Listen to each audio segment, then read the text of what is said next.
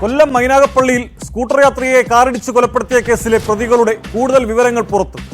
നൃത്താധ്യാപകനാണെന്ന് സ്വയം പരിചയപ്പെടുത്തിയായിരുന്നു അജ്മൽ ഡോക്ടർ ശ്രീകുട്ടിയുമായി സൗഹൃദം സ്ഥാപിച്ചത്.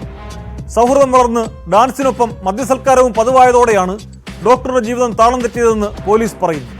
അജ്മലുമായുള്ള സൗഹൃദം ഇവരെ കൊണ്ടെത്തിച്ചത് അഴിക്കുള്ളിലാണ്. അതിനിടെ ശ്രീകുട്ടിയുടെ ജാമ്യാപേക്ഷ കോടതി തള്ളി.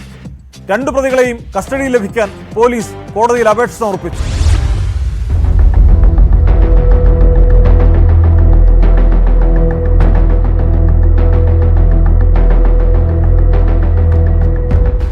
തിരുവോണനാളിൽ വൈകിട്ട് മൈനാഗപ്പള്ളിയിൽ കാറിടിച്ച് സ്കൂട്ടർ യാത്രിക കൊല്ലപ്പെട്ട സംഭവത്തിൽ പിടിയിലായ പ്രതികളുടെ കൂടുതൽ വിവരങ്ങളാണ് പുറത്തുവരുന്നത്.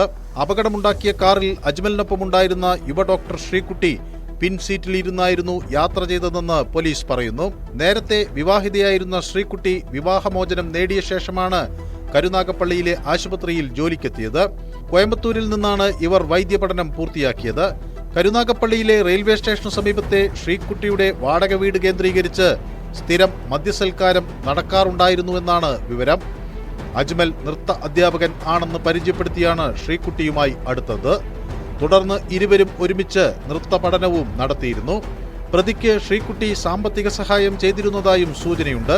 ശ്രീകുട്ടിയിൽ നിന്ന് 8 ലക്ഷത്തിൽ പരം രൂപയും സ്വർണവും അജ്മൽ കൈക്കലാക്കിയിരുന്നതായാണ് വിവരം. അജ്മൽ സാമ്പത്തിക താൽപര്യം കൊണ്ടാണോ യുവതിയുമായി അടുത്തത് എന്ന സംശയവും പോലീസിനുണ്ട്.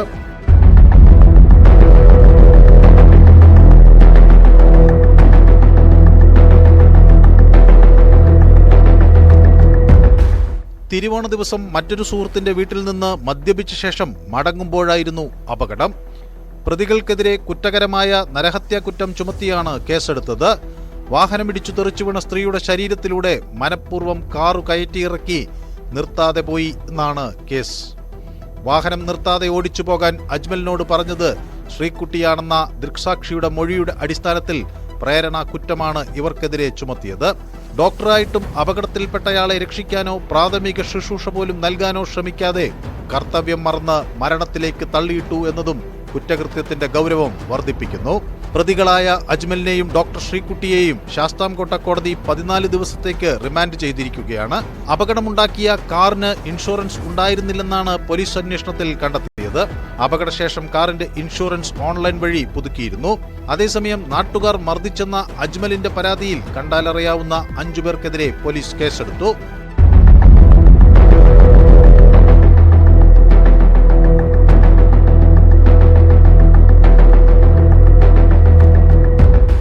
ന്യൂസ് 18 കൊട്ടാരക്കര.